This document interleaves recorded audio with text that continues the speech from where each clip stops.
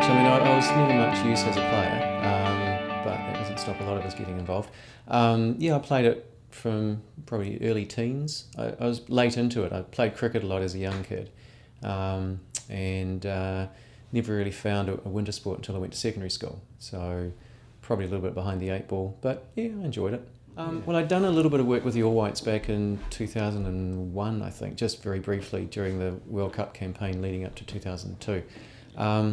And I hadn't really done much football after that. And then the National League, the NZFC as it was back then, started up. They needed a doctor. I think all clubs were meant to have a doctor at that point. They rang the clinic where I wasn't working at the time, but where I do work now, looking for someone who was interested.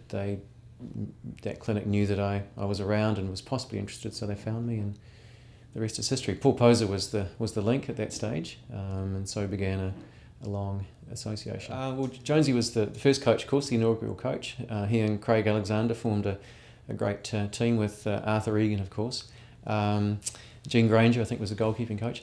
Jonesy, he's just one of those people that you immediately warm to. You know, he's got a great manner about him. Obviously, football guru, but also very much a pastoral care kind of coach. You know, arm around the shoulder when it's needed, a little bit of a rack up when it's needed too. Had that real human touch. Always sent his teams out prepared meticulously, I thought. I think everyone who went on the field knew what their job was. One game that springs to mind was that very first O-League final against Paray at North Harbour Stadium. They had their left back, I think Stevie Chonghui was their left back, who'd been a danger, one of the dangers. And Alan sent the team out playing a sort of lopsided 4-3-3. I think Coombsy it was, who was pushed up wide on the right to stop him from coming forward. So he wasn't afraid to play things a little bit differently. He was a great person. 2006 actually, we went over to the UK via Australia, spent a couple of months in Australia working in the outback, and then pitched up in London and worked at a clinic there that part of the gig was working half-time at Fulham. So there were two of us club doctors that were contracted to the clinic, and we shared the Fulham club role, which was obviously a big step up. It was great. I mean, the first game with Fulham was at Old Trafford, and that was a real eye-opener.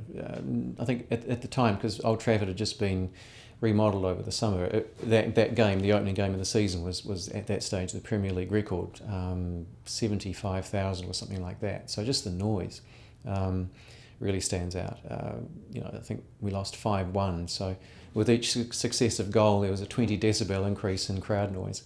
That was amazing. And I remember going home on the bus back to London, all the Man U fans that had trucked up from London sort of mooning out the window and giving us the fingers and that sort of thing. So, but yeah, that was a great experience. I mean, Jimmy Bullard, I think, was probably the best character. He's gone on to have a career in the media as well and get involved in I'm a Celebrity and those sorts of things. He was a class. He was incredible, actually. Every so often you meet people who are incredible,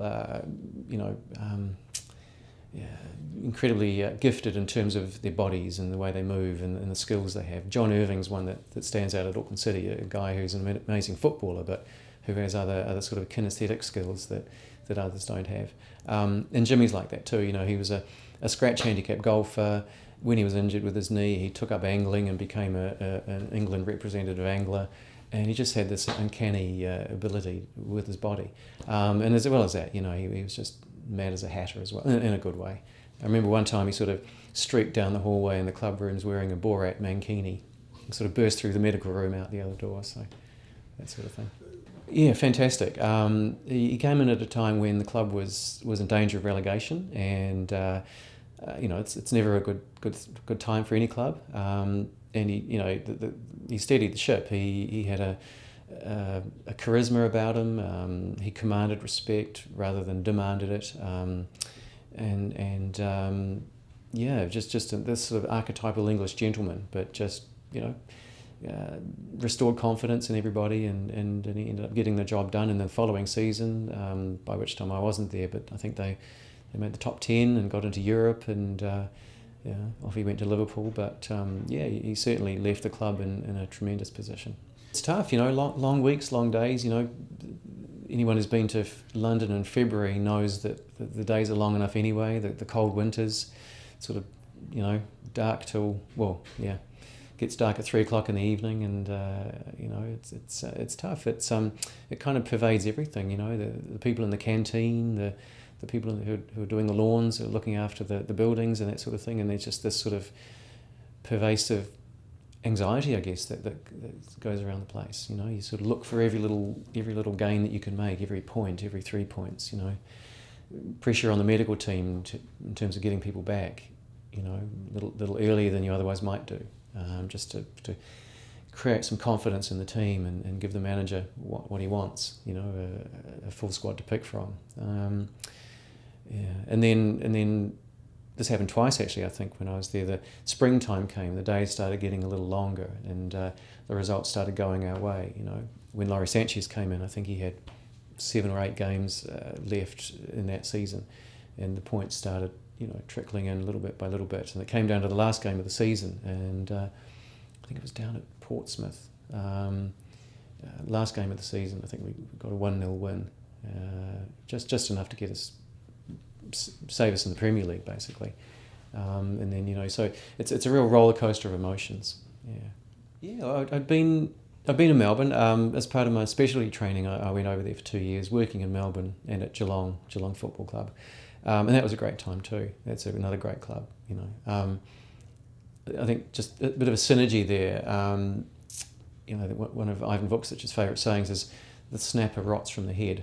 Or a fish rots from the head. But conversely, I think a club that's well run from the top does it well on the field as well. And I think Auckland City and Geelong, they share that.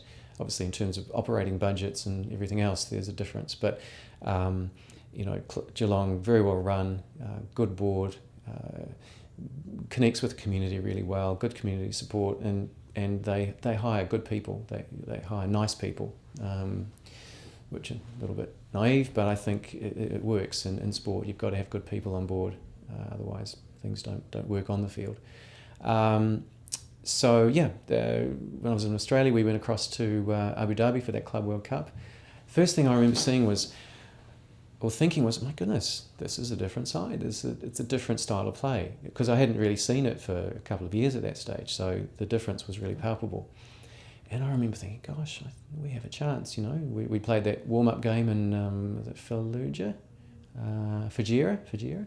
And I thought, wow, we really do have a chance against the side. And so it prevailed, 2-1. It was a great feeling. It was, as a staff member, you take some pride in the knowledge that you've helped in a small way. But actually, you're mostly pleased for the guys, because you realise, you see the commitment, you see that they, especially for Auckland City guys, they work full time, most of them. They put in some big days. They get there at the end of the day, 5-6 days a week training, families. You see the commitment that they put in. So mostly, as a staff member, you just really happy that their hard work has been met with reward. That's the thing. I mean, 5th place, it's the pinnacle. It's fantastic, and I guess for the next few years, didn't we? We sort of look back to Abu Dhabi and let's try and recreate Abu Dhabi, but Abu Dhabi was one of those things that came together organically, and I think those sorts of tournaments, they do. You can't manufacture an Abu Dhabi or a Morocco. It just has to come together in sort of a perfect storm kind of way. And so when we did better it, that was just incredible. You see that down at Kiwitea. I think that is one of the best. That is one of the strengths of the club. The way it connects with communities, the way it connects with families, the way that families are made to feel welcome and that sort of thing. So it's wonderful. It's great. I guess 2 stick out. One would be Coombsy and the other would be Dicko. And also I think Spooners is in there too. I think they all bring a level of intelligent wit, which I like.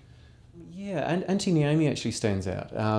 The Finnish keeper, he stands out. He's, again, an intelligent kind of wit, understated, dry, typically sort of Scandinavian, but a good guy. Yeah. Oh gosh, there being so many. I mean, Morocco has to be there. Just seeing Ivan stand on the stage next to Sergio Ramos and Cristiano Ronaldo, that has to be, I think, the number one. And just seeing the boys get the reward, get the return for their efforts, and just the word that really came from, or was uppermost in my mind after that, was courage. Courage from the players to just turn around 2 or 3 days later and go out there and do it again. Courage on the part of the players and Ramon to hang in there and play that style of football, and courage from the club to bring Ramon in and persevere with bringing in that style of football when it was contrary to anything that had been played in New Zealand, really, hadn't it? Maybe little pockets here and there, but for the vast majority of football in New Zealand, it was contrary to that. Courage from the part of the players to buy into it and to keep buying into it. Earlier on, I guess, the game, Kieran Jordan's hat-trick against Paray. Of course, Abu Dhabi, a wonderful moment. Chad Coombs' goal. There have been a lot. Oh, and of course the classic 4-3 at Kiwitea against Waitakere after we came back from Japan. I think Erlo got the winner, didn't he? Yeah, the number of cards in that game, I think, too, from memory. So yeah, lots of memories.